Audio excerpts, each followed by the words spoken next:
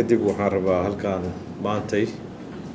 inaan briefing yar warbixin yar oo kooban aan ku bixinno oo ku saabsan shirarkii kala duwanaa wafdigii ra'iisul wasaaruhu hogaaminayay ee ka qayb galay shirka qaramada midoobay ee loo dhan yahay ee ka dhacay magaalada New York nambarkiisuna ahaa shirweynaha 79aad oo ilaa iyo bishii la soo dhaafay 10 beri u dambeysay 22kii oo aan tagnay meesha ilaa iyo 30kii ayuu socday aniga shir kale oo 3 bisha ah oo golaha ammaanka ayaa ka qayb galay Soomaaliya ku saabsanaa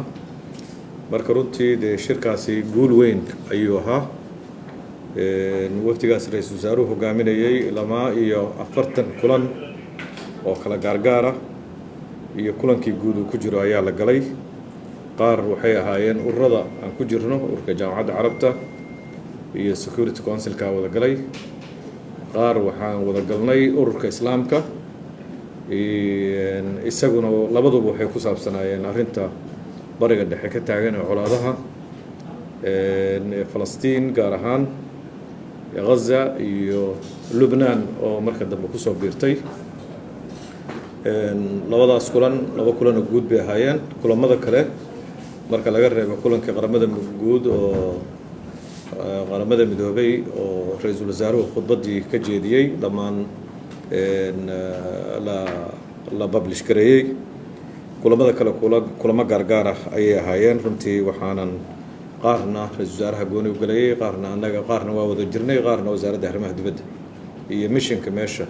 ergadeena meesha ayaa galaysay kulamadaas ilaa iyo 40 ahaayeen waxayna dhammaan ku saabsanaayeen marka la soo koobo dawladihii qaarkood waan beejajka waa la soo dhigay waxay ku saabsanaayeen in Soomaaliya ay hadda ka gudubtay marxaladii hore ee u joogi jirtay oo ay gashay in aan qaramada midoobay golaheeda ammaanka inaan xubin ka noqonnay oo Soomaaliya loo doortay bishii June 6 sanadkan 2024 si rasmiyana aan Janaayada soo socota 2025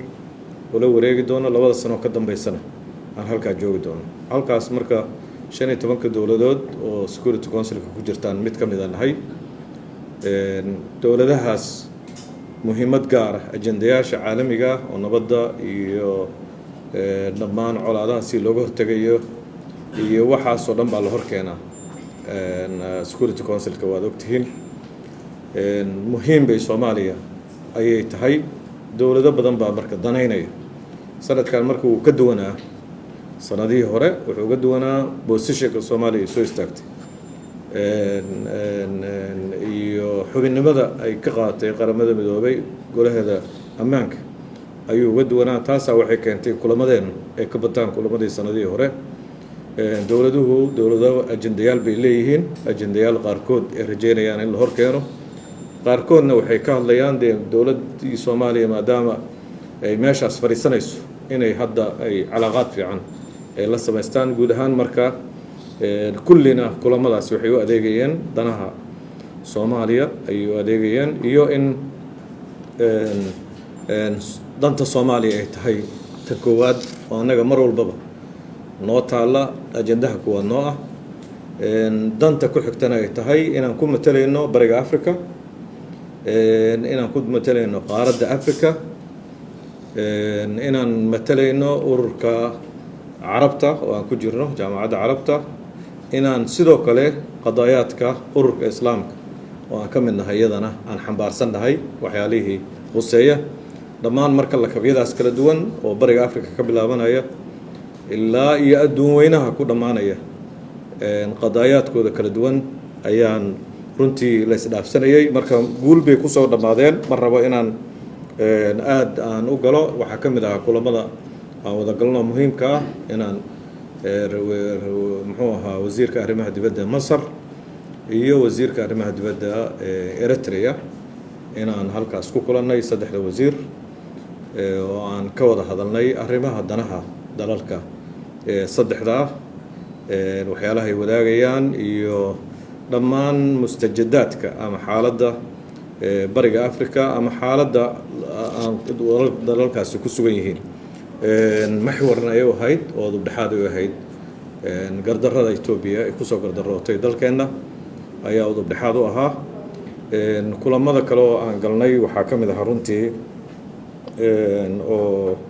aan wasiirka arrimaha dibadda India oo dalkeenna caafimaad ahaan ay u aadaan waxbarasho loo aado dhibaatana ay ku qabaan arrinta fiisaha sida loo helayo oo loo tago dalkeenu ay halkaan inta ka safraan ay Nairobi ama Addis Ababa ay tagaan taasna inaan niri halkaan in laga furo qunsuliyad fiisaha dadku halkaan ay u qaataan si ay u fududaadaan muwaadiniinta Soomaaliyeed oo dhibaatay safar kale iyo sugitaan dheer aysan u gelin arrintaasna runtii wasiirku uu qaatay waxaan rajaynaynaa in arrintaasi ay soo fududaato dhankooda ay ku maqan tahay